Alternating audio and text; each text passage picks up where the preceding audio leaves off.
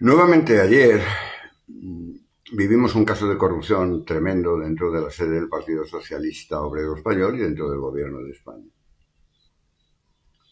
Con una serie de grabaciones que fueron aportadas al Tribunal Supremo que parece que indican claramente esa corrupción en el percibo de comisiones por la adjudicación de obras. Y dicen que la sociedad española, a consecuencia de eso, se quedó conmocionada. ¿Conmocionada?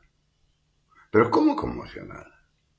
Si parece que desde el año 1978, en que se instaló el nuevo sistema, no hemos tenido una legislatura en la que no haya habido casos terribles de corrupción.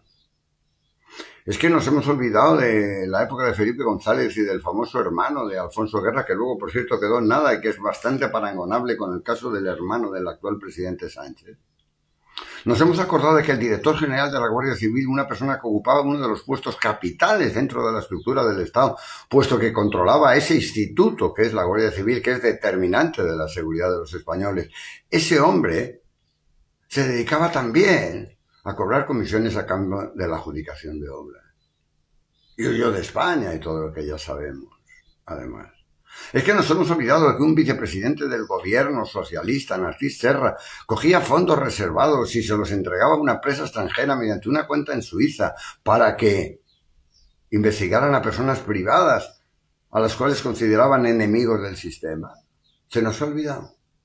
Se nos ha olvidado que determinadas personas dentro de la organización del Partido Popular, concretamente en la época de Aznar, ministros, presidentes de comunidades y otros altísimos cargos, fueron condenados en sentido estricto también por corrupción.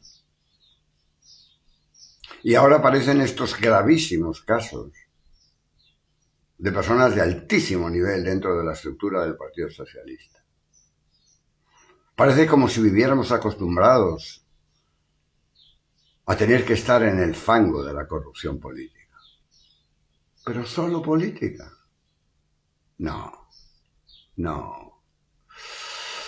Para que un determinado político se corrompa mediante el percibo de comisiones, es necesario que haya empresarios que estén dispuestos a pagarla. Es decir, empresarios que estén dispuestos a que la política comercial de crecimiento de su empresa sea mediante la comisión de delitos de corrupción. Así que, por favor, no nos rasguemos unas vestiduras falsas. No caigamos en el fariseísmo. Hay jueces corruptos, algunos condenados. Hay policías corruptos. ¿Para qué vamos a citar el caso de Villarejo? Hay guardias civiles que ceden a las presiones corruptas de los empresarios del narcotráfico. Parece como si en toda la sociedad española se hubiera extendido un cierto manto de corrupción y nosotros, como digo, estuviéramos acostumbrados a vivir en ese fango, ¿no? Si se demuestra que un funcionario de una de estas grandes empresas españolas que han pagado las comisiones fuera corrupto, ¿debería de dimitir el presidente de esa empresa? A ver, en democracia, el presidente del gobierno español lo es en tanto en cuanto que lo apruebe el Parlamento.